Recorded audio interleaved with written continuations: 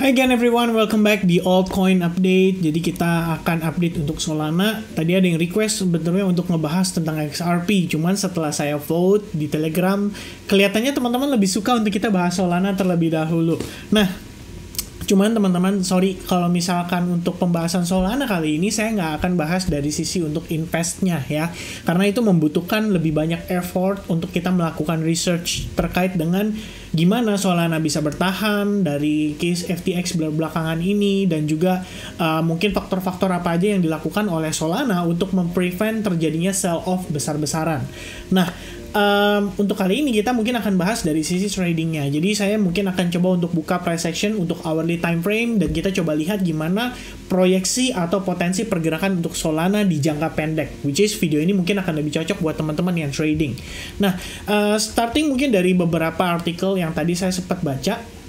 Jadi ternyata Solana dalam beberapa waktu ini itu ada kenaikan ya sekitar 9%-an itu dalam 24 jam terakhir. Dan so far kalau dilihat-lihat di sini ya mungkin ada upgrade ya untuk Solana, atau mungkin ada beberapa kabar baik, seperti salah satunya adalah largest marketplace for non-fungible tokens atau NFT on Solana platform, itu Magic Eden namanya, itu dikabarkan berintegrasi dengan Polygon. Which is Polygon kan belakangan ini lagi dapat sentimen yang lumayan cukup positif ya. Dan mungkin ini bisa menjadi satu good news lah untuk Solana. Bahkan beberapa crypto community ada yang percaya Solana masih bisa bullish sampai akhir tahun 2022 dengan proyeksi target di $26,75. Nah, ini nanti kita mungkin akan bahas dari sisi price action-nya ya, untuk kita lihat apakah iya possible untuk Solana kembali ke level tersebut. Sebenarnya kalau berbicara tentang potensi pergerakan area itu kalau saya lihat itu adalah kisaran area support sebelumnya yang pada akhirnya berhasil di break. Jadi istilahnya di sini kan berpotensi menjadi tembok ya. Anggapannya kalau misalnya Solana benar-benar rebound, berarti kita mungkin ngetes terhadap level tersebut. Dan ini sebetulnya lebih kurang mirip dengan proyeksi kita pada Bitcoin yang tadi kita bahas pada video terakhir. Artinya kalau misalnya Solana mau nyampe ke level itu, mungkin minimal-minimal Bitcoin harus di angka 18 ribuan ya, kira-kira seperti itu. Jadi kalau kita lihat seandainya Solana rebound sampai ke sana pun, ini adalah kisaran area Fibonacci untuk 61,8% dan Fibo 0,5%. Jadi kisaran area itu mungkin ya wajar-wajar aja kalau misalkan harus di retest dulu before finally kita bisa ngelihat market either itu back to bullish atau untuk Solana kembali tertekan lagi. Karena di level atau di area tersebut menurut saya bisa men-trigger adanya pasukan yang melakukan short atau sell off lagi terhadap harga daripada si Solana. Nah, itu menurut saya yang kita perlu aware. Nah, sekarang kita akan coba untuk bongkar ya di price action di time frame hourly-nya. Dan mungkin untuk memulai, ini saya sengaja kosongkan chartnya supaya teman-teman bisa lihat ya bagaimana progress analysis dari the beginning sampai akhirnya kita ngelihat potensi untuk next-nya. Sebenarnya kalau teman-teman yang mungkin terbiasa menggunakan chart pattern, kalian akan considering bahwa Solana ini membentuk semacam falling wedge pattern, dimana kalau falling wedge pattern itu kecenderungannya adalah bullish dan posisi harga Solana saat ini sudah break. Nah, mungkin kalau teman-teman berpikiran bahwa wah udah telat nih untuk buyback Solana karena harganya udah agak tinggi, well, kalian bisa expect adanya koreksi terlebih dahulu. Mungkin untuk testing terhadap level $13 atau misalkan area $12,75. Ini dengan catatan Solana sedikit banyak kehilangan momentum daripada buyersnya ya. Kalau misalkan yang terjadi justru membentuk semacam pennant atau triangle dan pada akhirnya Solana tidak break ke bawah tapi malah break ke atas, itu berarti kita bisa lebih early untuk melihat Solana kembali menguat.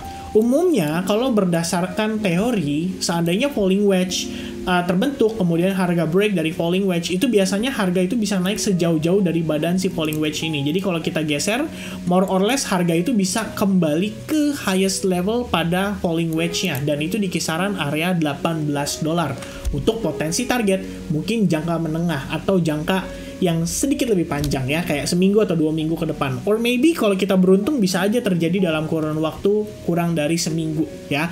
Nah, sekarang kalau kita lihat, okay, so from the perspective of chart pattern, kita ngelihat dia sudah break dari falling wedge, which is kita udah nggak butuh lagi. Sekarang kita mungkin akan manfaatkan daripada si triangle yang terbentuk ini. Jadi kalau misalnya berdasarkan triangle punya rules, biasanya pergerakan di dalamnya itu kan akan cenderung sideways. Nah, kita bisa ukur menggunakan yang namanya ABCDE ya. Biasanya itu di dalam triangle, kalau misalnya menggunakan Elliott Wave Theory, itu umumnya bergerak dalam 5 wave. Which means untuk si Solana, mungkin kita bisa ngelihat dia bergerak seperti ini ya. Jadi ada sekali lagi wave E, baru dia impulsive rebound dan break ke arah atas. Jadi jatuhnya, kalau kita lihat secara keseluruhan, ini adalah wave 1, kemudian pullback 2, which is ini mungkin finishing untuk wave 3, 4, dan 5. Sekarang kita lagi ongoing untuk proses koreksi. Jadi lebih kurang kita bisa anggap ini sebagai wave 1, which is kayak gini. Ya, ini adalah wave 1-nya kita, and then mungkin proses ini adalah wave 2-nya kita. Nah, once again ini kalau misalnya kita beruntung ya, dalam artian koreksi yang terjadi pada Solana itu berarti sangatlah kecil ya, bahkan tidak lebih dari 38,2% atau bahkan tidak mencapai 38,2%. Bila ini yang terjadi, berarti sentimen yang ada pada Solana ataupun momentum buyers yang ada pada Solana itu masih strong dan kita bisa follow up lebih early gitu ya. Nah, sekarang kalau misalkan posisinya seandainya di luar ekspektasi kita, apabila let's say ini salah ya, kemudian setelah terbentuknya triangle, ternyata triangle ini memberikan indikasi bahwa buyers have no powers left dan pada akhirnya yang terjadi adalah koreksi, maka proyeksi untuk potential area yang akan direvisit oleh si Solana itu perkiraan sementara ada di kisaran range price ini.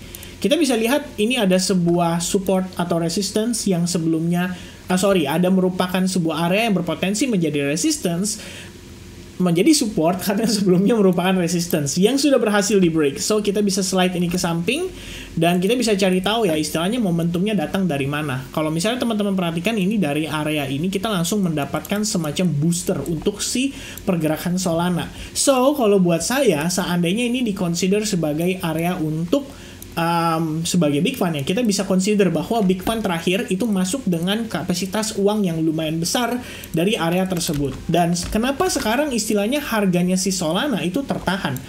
Sebetulnya kalau teman-teman aware, ini posisi kita terakhir ya. Kita lihat di sini terdapat semacam support and resistance. Oke. Jadi before Solana akhirnya create yang namanya lower low, harga itu sempat ketahan di sini lumayan lama ya. Di sini merupakan support and then becomes resistance, and then rejection terjadi dan membawa harga Solana turun lebih jauh. Nah, oke, di level tersebut terdapat area resistance. Maka kalau misalnya kita sedikit berasumsi ya untuk mencari potential area yang bisa menimbulkan reaction, menurut pandangan saya itu ada di kisaran ya sebelum terjadinya break di sini. Oke, which is mungkin untuk area supply yang kita bisa consider punya power adalah lebih kurang di area ini ya. Jadi ini kalau saya slide ke samping, yes, ini merupakan area supply yang ibaratnya si Solana itu perlu berhasil break dulu untuk kita benar-benar bisa kembali impulsif dan pada akhirnya ngejar testing ke level tertingginya di $18. Jadi untuk saat ini, kalau misalkan buat teman-teman yang berencana untuk tradingkan Solana, mungkin kalau saya akan lebih prefer melihat Solana koreksi dulu ya. Kita testing dulu ke level big fund zone-nya, and then baru kita coba cari setup. Apakah di level tersebut itu ada sebuah setup yang bisa dimanfaatkan untuk melakukan long dengan pertimbangan stop loss di bawah lowest price atau di bawah area big fund zone ini. Baru kemudian ya kita bisa riding the momentum gitu ya, dalam artian teman-teman tahu dong istilahnya kalau kita ngelihat yang namanya pergerakan ada higher high, higher low sequence, which is the next one adalah pullback, maksudnya rally sampai berhasil break daripada supply area. Karena kalau kita lihat saat ini akan timbul pertanyaan, kenapa supply area yang ada di sini itu tidak berhasil ditembus? Mungkin kita masih punya beberapa selling order yang tersisa ya dari pergerakan yang sebelumnya. Artinya kita bisa aja untuk berekspektasi bahwa kemungkinan ada tekanan dari sellersnya dulu. Jadi ibaratnya sellers masuk dulu, mencoba untuk menekan harga sekali lagi, and then baru kita ngelihat gimana reaksinya dari si buyers. Kalau ternyata buyersnya, oke, lu coba tekan harga lagi, oke, lu kasih gua harga lebih murah untuk gua buyback, and then kita ngelihat reaction nih, ternyata dia spike dengan impulsif, and then the next pullback, mungkin itu bisa menjadi konfirmasi untuk kita melakukan entry pada Solana. Kalau misalnya teman-teman mempertimbangkan untuk long pada Solana, oke? Jadi sementara untuk update Solana, mungkin saya akan update lebih ke arah trading. Jadi kalau misalkan mungkin teman-teman pengen kita lebih deep research lagi untuk bagaimana situasi fundamentalnya, maybe